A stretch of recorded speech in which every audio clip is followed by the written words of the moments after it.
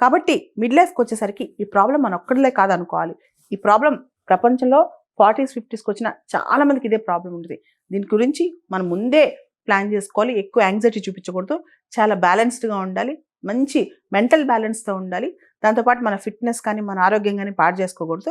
And first మనకు మనం priority ఇచ్చుకోవాలి. అప్పుడే ఈ మిడ్ లైఫ్ స్క్వీజ్ని మనం తట్టుకోగలం. ఎవరికైనా 40s 50స్లోకి వచ్చేసరికి మజిల్స్ లూజ్ అవుతూ ఉంటాం, బోన్ డెన్సిటీ వీక్ అవుతూ ఉంటుంది. అంతేకాదు ఎమోషనల్ బ్యాలెన్స్ కూడా ఒక్కోసారి మెయింటైన్ చేయలేమన్నమాట, విపరీతమైన స్ట్రెస్లో ప్రెషర్లో. వీటన్నిటితో పాటు మన పేరెంట్స్ని చూసుకోవడం, పిల్లల్ని చూసుకోవడం, ఇదంతా మన బాధ్యత అయిపోద్ది అనమాట. దాంతోపాటు కెరీర్లో చాలా ల్యాడర్స్ ఎక్కుంటాం. తర్వాత ఇంతేనా మనంతా సాధించింది, పర్పస్ ఆఫ్ నా లైఫ్ ఏంటి అని ఆలోచిస్తాం. ఒక్కోసారి మన ఫినాన్సెస్ గురించి ఆలోచిస్తుంటాం.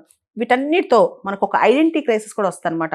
మన తోటి వాళ్ళతో మన ఏజ్ గ్రూప్తో కంపేర్ చేసుకుని వాళ్ళు ఎంతో సాధించేశారు, వాళ్ళు సీఎంలు అయ్యారు, పీఎంలు అయ్యారు, లేకపోతే వాళ్ళు అంత పెద్ద ఎంటర్‌ప్రెన్యూర్ అయ్యారు, మనం ఇంతే ఉన్నామని ఆలోచిస్తూ ఉంటాం. ఇలాంటి కంపారిజన్స్ అన్నీ కూడా వస్తాయి. వీటన్నిటిని ఎక్స్పీరియన్స్ చేయడమే మిడ్ లైఫ్ స్క్వీజ్ అనమాట.